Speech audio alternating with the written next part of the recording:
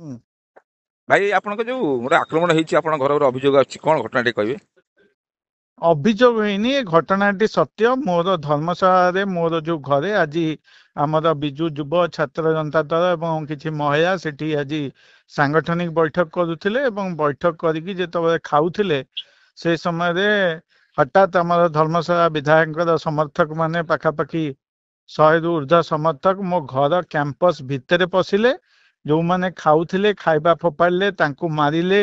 ତା ଥିରୁ 3-4 ଜଣ already Cuttack refer ହେଇ ସାରିଲେଣି। ବାକି 15-20 ଜଣ ଏବେ ଟ୍ରିଟମେଣ୍ଟ ହଉଛନ୍ତି ଧର୍ମଶାଳା ମେଡିକାଲରେ। 20ରୁ ଉର୍ଦ୍ଧ୍ୱ ଗାଡି ବାଡେଇକି ଭାଙ୍ଗିକି ଗୁଣ୍ଡ କରିଦେଇଛନ୍ତି। 2ଟା 4 ଚକିଆ ଗାଡି ବି ବାଡେଇ ଦେଇଛନ୍ତି।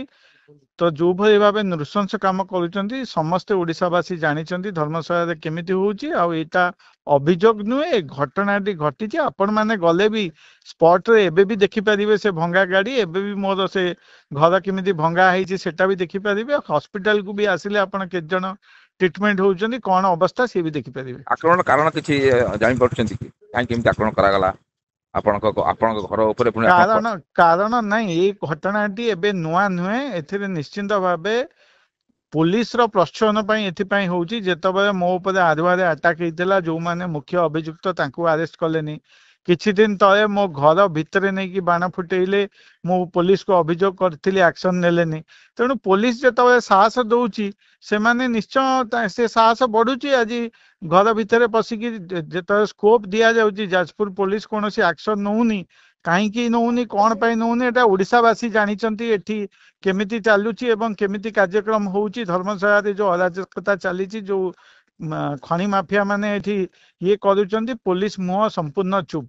କାହିଁକି ଆପଣ ମାନେ ଏଇ ବିଷୟରେ ମୁଁ ନୁହେଁ, ସାରା ଓଡିଶାବାସୀ ଜାଣୁଛନ୍ତି। ଓଡିଶାର କୋଣ ଅନୁକୋଣରେ ଯଦି ପଚାରିବେ, ଧର୍ମଶାଳା ସବୁଠୁ ବିଶୃଙ୍ଖଳିତ ବୋଲି ସମସ୍ତେ ଜାଣିଛନ୍ତି। ଆଉ ଆଜି ଯୋଉଟା ଆପଣ କହୁଛନ୍ତି ଏଟା ଅଭିଯୋଗ ନୁହେଁ, ଆପଣ ନିଜେ ଆସିକି ଯଦି ଦେଖିବେ ବି ଏବେ ବି ସେ ସବୁ ହସ୍ପିଟାଲରେ ଟ୍ରିଟମେଣ୍ଟ ହଉଛନ୍ତି, ଆପଣ ଦେଖିପାରିବେ। ଏଭଳି ଅମାନସିକ କାମ କରିବାଟା କେତେ ଦୂର ଯଥାର୍ଥ ସେଟା ଓଡିଶାବାସୀ ହିଁ କହିବେ। ଦେଖିବେ, ପୂର୍ବଥର ଆକ୍ରମଣ ହେଇଥିଲା ଆପଣ ବି ସେତେବେଳେ ଭରସା କରିନଥିଲେ, ଥାନାରେ ଏଫଆଇଆର ଦେଇନଥିଲେ। ହଁ, ଏଥର ପଦକ୍ଷେପ ସେ ସମାନ ରହିବ ନା କିଛି ଅନ୍ୟ ପଦକ୍ଷେପ ନେବେ?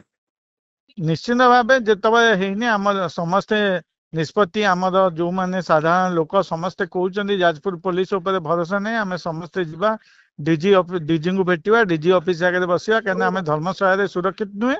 ଡିଜିଙ୍କ ପ୍ରତିଶ୍ରୁତି ଦେବେ ଯଦି ଆମେ ଧର୍ମଶାଳା ଫେରିବୁ, ନହେଲେ ସମସ୍ତେ ଯାଇକି ଡିଜି ଅଫିସରେ ବସିବୁ। ଧନ୍ୟବାଦ।